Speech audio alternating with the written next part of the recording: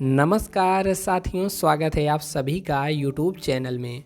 दोस्तों, 1 जुलाई 2024 से ही पूरे भारतवर्ष में यानी कि पूरे भारत में नए कानून लागू कर दिए गए हैं। जो अंग्रेज़ों के ज़माने के आईपीसी सीआरपीसी थे उनको बदल दिया गया है। अब नए भारतीय कानून लागू हो चुके हैं, तो उनमें कौन कौन से अहम प्रावधान हैं जो कि हर एक भारतीय को जानना चाहिए, तो उसी के ऊपर यह वीडियो है। वीडियो को शुरू से लेकर के लास्ट तक आप सभी को देखना है, तभी आपको यहाँ पर समझ में आएगा। तो दैनिक भास्कर के द्वारा यह सब तैयार किया गया है। तो चलिए नए कानूनों में क्या क्या प्रावधान है जानते हैं। देखिए, भारतीय साक्ष्य अधिनियम डिजिटल एविडेंस पर जोर। तो पहले क्या होता था, डिजिटल एविडेंस को उतना पुख्ता नहीं माना जाता था, लेकिन जो नया कानून बना है उसमें कहा गया है कि सेक्शन 2 के डी भाग 6 में दस्तावेज यानी कि डॉक्यूमेंट्स को परिभाषित किया गया है, जिसमें इलेक्ट्रॉनिक्स डॉक्यूमेंट या फिर डिजिटल रिकॉर्ड को जोड़ दिया गया है। अब ई डॉक्यूमेंट्स को भी सबूत माना जाएगा, यानी कि अब ऑनलाइन डिजिटल भी आपके सबूत को यहाँ पर माना जाएगा। और जो यहाँ पर दूसरा आ रहा है, ठीक है, तो दूसरा यहाँ पर जो देखेंगे, पुलिस को दिया गया बयान कोर्ट में अब मान्य नहीं होगा। तो इसमें क्या डिटेल है देखेंगे कि सेक्शन 23 के मुताबिक पुलिस अधिकारी के सामने किया गया कन्फेशन कोर्ट में मान्य नहीं होगा। इंडियन एविडेंस एक्ट के सेक्शन 25, 26 और 27 को मिला करके बीएसए का नया सेक्शन तैयार कर दिया गया है। ठीक है, इसके बाद यहाँ पर जो नया कानून है कि प्राइमरी एविडेंस का दायरा बढ़ा दिया गया है। प्राइमरी यानी कि जो प्राथमिक यहाँ पर सबूत था उसका दायरा में क्या क्या बढ़ाया गया है, तो सेक्शन 52 में प्राइमरी एविडेंस को डिफाइन किया गया है, जिसमें डिजिटल रिकॉर्ड्स, वीडियो रिकॉर्डिंग को भी प्राइमरी एविडेंस के तौर पर माना जाएगा, बशर्ते उनके साथ किसी भी प्रकार का कोई छेड़छाड़ नहीं हुआ हो। यानी कि अब आपको डिजिटल के माध्यम से भी जो भी सबूत है रिकॉर्डिंग वगैरह का, वह सब मान्य होगा। ठीक है, अब महिलाओं बच्चों के लिए भी यहाँ पर जो कानून बना है वह काफ़ी अच्छा है, क्योंकि महिलाओं और बच्चों से संबंधित अपराध पर 2 महीने के अंदर जांच करना एकदम ज़रूरी होगा। धारा 193 के मुताबिक महिलाओं और बच्चों से जुड़े गंभीर अपराध के मामलों को अपराध की शिकायत मिलने के 2 महीने के अंदर ही खत्म करना अनिवार्य हो गया है। पहले क्या था, यह सीआरपीसी की धारा 176 में केवल रेप के मामलों में जांच 2 महीने के अंदर खत्म करने के निर्देश दिए गए थे, लेकिन भारतीय जो नया कानून लागू हुआ है, भारतीय न्याय संहिता, इसमें 2 महीने के अंदर महिलाओं और बच्चों से जरूरी संबंधित कानून को निपटारा किया जाएगा, उनकी समस्याओं को सुना जाएगा। गंभीर मामले में फोरेंसिक जांच यहाँ पर ज़रूरी होगी, और धारा 176 में गंभीर अपराध के मामलों में फोरेंसिक जांच को ज़रूरी कर दिया गया है।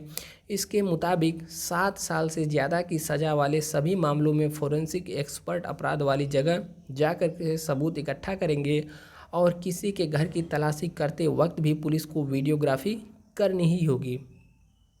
नेक्स्ट है यहाँ पर अरेस्ट होने पर जानकारी देने का प्रावधान। मान लीजिए आपको पुलिस अरेस्ट कर लेती है, तो सेक्शन 36 के मुताबिक व्यक्ति को अरेस्ट होने के बाद अपनी इच्छा के किसी भी एक व्यक्ति को अरेस्ट की जानकारी देने का अधिकार दिया गया है। इससे अरेस्ट हुए व्यक्ति की मदद हो सकेगी, साथ ही कानूनी प्रक्रिया में तेजी आएगी। अगला है फ़ोन पर मिलेगी केस की सभी जानकारी। तो यह प्रावधान काफ़ी अच्छा किया गया है। इसमें कहा गया है कि केस दर्ज कराने वाले व्यक्ति को केस, उसकी प्रोग्रेस और अपडेट की हर जानकारी मोबाइल नंबर पर एसएमएस के जरिए दी जाएगी। धारा 193 के मुताबिक केस में हो रही हर अपडेट 90 दिन के अंदर फरियादी को बतानी होगी, और सीआरपीसी में पहले क्या थी, यह सुविधा नहीं थी। अगला आता है किसी भी पुलिस स्टेशन पर एफआईआर दर्ज करा सकेंगे, यानी कि कोई भी पुलिस थाना है, आप कहीं के भी हैं तो जाकर के आप एफआईआर दर्ज करा सकते हैं। धारा 173 में 0 एफआईआर का प्रावधान दिया गया है, जिसमें 0 एफआईआर यानी कि घटना किसी भी थाना क्षेत्र की हो, उसकी एफआईआर जिले और थाने में कराई जा सकती है। किसी भी जिले, यानी कि आप किसी भी ज़िले के निवासी हों, आप किसी भी ज़िले और थाने में जा कर के इसकी रिपोर्ट लिखवा सकते हैं। पहले कई बार पुलिस फरियादी को थाना क्षेत्र का हवाला दे करके वापस भेज देती थी, अब ऐसा नहीं कर पाएंगे। भारतीय न्याय संहिता, नागरिक सुरक्षा संहिता के 6 बड़े अपडेट। तो नागरिक सुरक्षा संहिता देखते हैं। पुलिस स्टेशन जाए बगैर कर सकेंगे अपराध यानी कि पुलिस अपराध नहीं, सॉरी, FIR, यानी कि अब आप बिना पुलिस स्टेशन जाए ही ऑनलाइन माध्यम से FIR दर्ज करा सकते हैं। धारा 173 के मुताबिक अब पुलिस स्टेशन जाए बगैर ऑनलाइन FIR दर्ज कराई जा सकती है। पहले कुछ राज्यों में चोरी जैसे अपराध जैसे EFIR दर्ज कराई जा सकती थी, लेकिन अब पूरे देश भर में हत्या, लूट, रेप जैसी गंभीर मामलों की भी EFIR यानी कि इलेक्ट्रॉनिक्स के जरिए ऑनलाइन FIR दर्ज कराई जा सकती है। पहली बार क्रिमिनल कानूनों में आतंकवाद को शामिल किया गया है। जैसे आतंकवाद को क्रिमिनल कानून में शामिल कर लिया गया है, BNS यानी कि भारतीय न्याय संहिता, ठीक है। धारा 113 में आतंकवाद और आतंकी गतिविधियों को परिभाषित किया गया है। दोषी पाए जाने पर आरोपी को फांसी और उम्र कैद की भी सज़ा हो सकती है। पहले IPC में आतंकवाद शामिल नहीं था।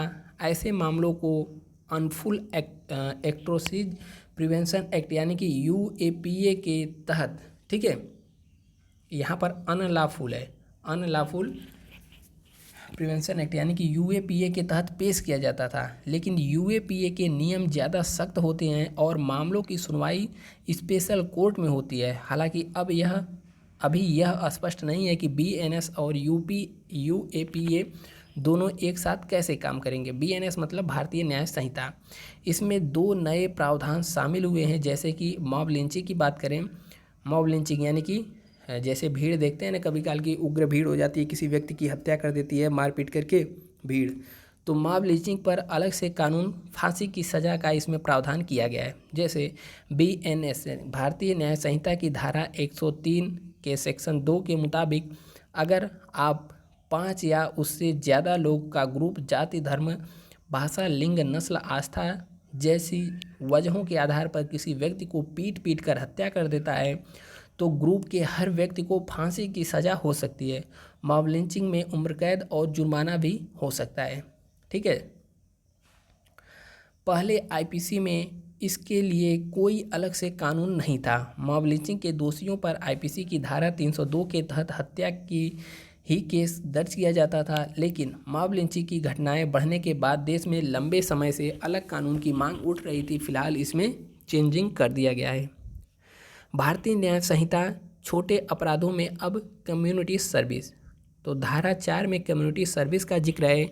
कम्युनिटी सर्विस यानी वो काम जिसमें कम्युनिटी को लाभ हो। अब छोटे मोटे अपराध के लिए कोर्ट जेल भेजने के बजाय कम्युनिटी सर्विस की सज़ा दे सकती है। हालांकि इसमें क्या काम होंगे अभी ये स्पष्ट नहीं है। और सज़ा के तौर पर यहाँ पर कम्युनिटी सर्विस कब दी जा सकती है, तो आप देखेंगे पब्लिक सर्वेंट के अवैध व्यापार में शामिल होने पर, इसके साथ ही 5,000 की चोरी और पैसे लौटाने वाली पहली बार का चोर, शराब पी करके पब्लिक प्लेस पर गलत व्यवहार करना, मानहानि के मामले में। और भारतीय न्याय संहिता की धारा 291 के मुताबिक यदि कोई पालतू जानवर किसी व्यक्ति पर अटैक करता है और कोई नुकसान पहुंचाता है तो जानवर के मालिक को 5,000 रुपये का जुर्माना और 6 महीने की सज़ा हो सकती है। तो यह भी कर दिया गया है। तो पालतू जानवर पालने वाले अब थोड़ा सा इसके बारे में ध्यान आप लोग दीजिए। यहाँ पर हिट एंड रन केस से संबंधित आया है। जैसे ड्राइवर, हिट एंड रन के लिए अलग से कानून का यहाँ पर प्रावधान किया गया है। अगर लापरवाही से गाड़ी चलाने की वजह से किसी व्यक्ति की मौत हो जाती है और घटना के तुरंत बाद दोषी पुलिस या फिर मजिस्ट्रेट को सूचना दिए बगैर भाग जाता है तो इसे हिट एंड रन कहते हैं। भारतीय न्याय संहिता की धारा 106 के उपसेक्शन 2 के मुताबिक ऐसे मामलों में 10 साल तक जेल और 7 लाख तक का जुर्माना हो सकता है। इस कानून के कारण ही देश भर में ट्रक ड्राइवरों ने जनवरी 2024 से देश भर में हड़ताल किया था, आप सबको पता ही होगा। इसके अलावा मेडिकल लापरवाही से मौत पर डॉक्टरों को रियायत यहाँ पर दी गई है। जैसे कि बलात्कार, पति द्वारा अलग रह रही पत्नी के साथ यौन संबंध बनाना या किसी व्यक्ति द्वारा धोखा देकर संबंध बनाने जैसे मामलों में बिना कोर्ट के परमिशन के कार्यवाही को पब्लिक करने पर 2 साल की सज़ा और जुर्माना लगाया जा सकता है। पहले IPC की धारा 304A के मुताबिक मेडिकल लापरवाही से हुई मौत के लिए 2 साल की सज़ा और जुर्माने का प्रावधान था। डॉक्टर के लिए अलग सज़ा का कोई जिक्र नहीं किया गया था। अब यहाँ पर है भारतीय न्याय संहिता डॉक्टर, ड्राइवर, पत्रकारों से जुड़े अपडेट क्या है। जैसे मीडिया यौन अपराध की रिपोर्टिंग में सावधानी रखेंगे, और इसी के साथ सेक्शन 72 के अनुसार अदालत की परमिशन के बिना यौन अपराधों से जुड़े कोर्ट की कार्यवाही को पब्लिक करना एक अपराध माना जाएगा। बलात्कार, पति द्वारा अलग रह रही पत्नी के साथ यौन संबंध बनाना या किसी व्यक्ति द्वारा धोखा देकर के संबंध बनाने जैसे मामलों में बिना कोर्ट की परमिशन के कार्यवाही को पब्लिक करने पर 2 साल की सज़ा और जुर्माना लगाया जा सकता है। हालांकि कोर्ट के फैसले को पब्लिश करना अपराध नहीं माना जाएगा। आईपीसी की धारा 228 ए में भी इसका प्रावधान था। अगला आता है नाबालिग पत्नी से जबरन शारीरिक संबंध बनाना रेप होगा। तो भारतीय न्याय संहिता की धारा 63 में रेप को परिभाषित किया गया है। इसके एक्सेप्शन 2 में कहा गया है कि कोई व्यक्ति पत्नी के साथ जबरदस्ती यौन संबंध बनाता है तो उसे रेप नहीं माना जाएगा, बशर्ते पत्नी की उम्र 18 साल से अधिक हो। ठीक है, तो 18 ईयर से अधिक है तो इसे रेप नहीं माना जाएगा। यानी नाबालिग पत्नी से जबरन संबंध बनाना रेप के दायरे में आएगा। पहले आईपीसी की धारा 375 में यह उम्र 15 साल की थी। यहाँ पर नोट देखेंगे, देश में लड़कियों की शादी की कानूनी उम्र 18 साल है, लेकिन मुस्लिम पर्सनल लॉ में 18 साल से कम उम्र में शादी की इजाज़त है। भारतीय न्याय संहिता बच्चों से जुड़े 2 बड़े अपडेट हैं। जैसे बच्चों की किडनैपिंग पर 7 साल की यहाँ पर सज़ा का प्रावधान किया गया है, और यहाँ पर दूसरा है बच्चों की खरीद फरोख्त पर 10 साल तक की कैद की सज़ा का प्रावधान किया गया है। एक्स्ट्रा मैरिटल अफेयर अब अपराध नहीं होगा। ठीक है, तो इसमें क्या है, भारतीय न्याय संहिता में अडल्ट्री को हटा दिया गया है, यानी एक्स्ट्रा मैरिटल अफेयर अब अपराध नहीं कहलाएगा। साल 2018 में Joseph Shine versus union of India case में सुप्रीम कोर्ट ने आईपीसी की धारा 497 को असंवैधानिक बताया था। इस धारा में अडल्ट्री के नियमों को बताया गया था, लेकिन भारतीय न्याय संहिता की धारा 84 के तहत किसी शादीशुदा महिला को धमकाकर, फुसलाकर उसे अवैध संबंध बनाने के इरादे से ले जाना भी अपराध माना जाएगा। इसमें 2 साल की सज़ा और जुर्माना हो सकता है। ठीक है, नाबालिग से गैंगरेप में फांसी की सज़ा यहाँ पर अब मिलेगी। नाबालिग के साथ गैंगरेप या फिर गैंगरेप की कोशिश करने पर भारतीय न्याय संहिता की धारा 70(2) के तहत अपराध में शामिल हर व्यक्ति को फांसी की सज़ा हो सकती है। वहीं धारा 70(a) के तहत किसी वयस्क महिला के साथ गैंगरेप के अपराधी में भी उम्र कैद और कम से कम 20 साल की सज़ा हो सकती है। पहले क्या था, आईपीसी की धारा 376 डी और बी में 12 साल से कम उम्र तक की नाबालिग से गैंगरेप करने पर फांसी और 12 साल से ऊपर की युवती से गैंगरेप पर अधिकतम उम्र कैद की सज़ा हो सकती थी, लेकिन अब फांसी की सज़ा कर दिया गया है। भारतीय न्याय संहिता में महिलाओं से जुड़े 4 अपडेट क्या हैं। जैसे शादी का झांसा देकर यौन शोषण करना अब अपराध आएगा। धारा 69 के मुताबिक किसी भी महिला से शादी का झूठा वादा करके या उसे नौकरी और प्रमोशन का लालच देकर यौन संबंध बनाने पर रेप न हो फिर भी 10 साल की जेल और जुर्माने का प्रावधान है। इसमें पुलिस बिना वारंट के आरोपी को गिरफ्तार कर सकती है। आईपीसी में इससे निपटने के लिए कोई स्पष्ट कानून नहीं था। इसके चलते कोर्ट आईपीसी की धारा 493 और धारा 90 की मदद से मिसकंसेप्शन ऑफ फैक्ट के तहत फैसला सुनाता था, जिसमें 10 साल तक के जेल का प्रावधान था। भारतीय न्याय संहिता से क्या हटा है, तो देखेंगे जबरन और प्राकृतिक संबंध बनाना अब गैर कानूनी नहीं है। ठीक है, यहाँ पर देखेंगे अडल्ट्री को भी क्रिमिनल कानून से हटा दिया गया है, जिससे अब ये अपराध नहीं है। उसके अलावा बच्चों से जुड़े अधिकतर अपराधों में लैंगिक असमानता को हटाया गया। लड़के लड़की दोनों को बराबर अधिकार मिलेंगे। आईपीसी की धारा 310 ठगों के खिलाफ कानून को अब खत्म कर दिया गया है। इन अपराधों को दूसरी संबंधित धाराओं में अब यहाँ पर दर्ज किया जाएगा। भारतीय न्याय संहिता में क्या नया जुड़ा, तो शादी का झांसा देकर यौन शोषण करना अब अपराध होगा। मॉब लिंचिंग के लिए अलग से कानून बनाया गया। ऑर्गेनाइज्ड क्राइम के लिए अलग कानून बनाया गया, इसमें डकैती, चोरी, कब्जा, तस्करी, साइबर क्राइम शामिल हैं। इसके अलावा आतंकवाद को क्रिमिनल कानूनों में शामिल किया गया। पब्लिक सर्वेंट को ऑफिशियल ड्यूटी से रोकने के लिए सुसाइड का प्रयास करना अब अपराध होगा। विरोध प्रदर्शन के दौरान आत्मदाह और भूख हड़ताल को रोकने के लिए इस प्रावधान को लागू किया जा सकता है। इसके अलावा देखेंगे 162 साल पुराने आईपीसी की जगह भारतीय न्याय संहिता यहाँ पर ले चुका है कदम, आप सभी को पता ही है। अब यहाँ पर देखेंगे क्या क्या बदला है। जैसे मर्डर पहले 302 में था तो 101 में अब हो गया है। धोखाधड़ी आईपीसी की धारा 420 में थी, अब इसे बीएनएस यानी कि भारतीय न्याय संहिता की धारा 318 में कर दिया गया है। रेप 375 में था, अब 63 में हो गया है। गैंग रेप 376 डी में था, अब धारा 70 में हो गया है नए कानून में। गैर कानूनी सभा 141 से 44 थी, अब 187 से 89 हो गई है। दंगे 146 में थे, 191 में अब हो गए हैं। दहेज हत्या 304 डी में था तो अब धारा 80 में हो गया है। हत्या का प्रयास 307 में था, अब 109 में इसको कर दिया गया है। मानहानि 499 से अब 356 में आ गई है। किडनैपिंग 359 से 137 में आ गई है।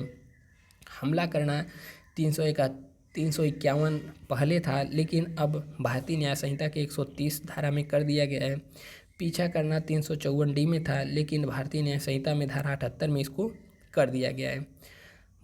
यहाँ पर 1872 में बने इंडियन एविडेंस कोड की जगह अब भारतीय साक्ष्य संहिता 2023 लागू होगा, अब यहाँ पर देख सकते हैं, ठीक है। और इसके अलावा 1898 में बना था सीआरपीसी, इसकी जगह अब भारतीय नागरिक सुरक्षा संहिता 2023 लागू किया जाएगा। और 1860 में बना था आईपीसी, इसकी जगह अब बीएनएस 2023 यानी कि भारतीय न्याय संहिता 2023 लागू किया जाएगा। इसके बारे में हमने आपको ऑलरेडी बता दिया है। 1 जुलाई से लागू 3 नए कानून हो चुके हैं। द्रौपदी मुर्मू ने इसको मंजूरी 25 दिसंबर को दे दी थी। बाकी मिलते हैं फिर नेक्स्ट वीडियो में। दोस्त चैनल पे नए हैं तो सब्सक्राइब वाला बटन इसको दबा देना है। वीडियो को दूसरे तक दोस्त यारों में शेयर करते रहना है। मिलते हैं नेक्स्ट वीडियो में। जय हिंद।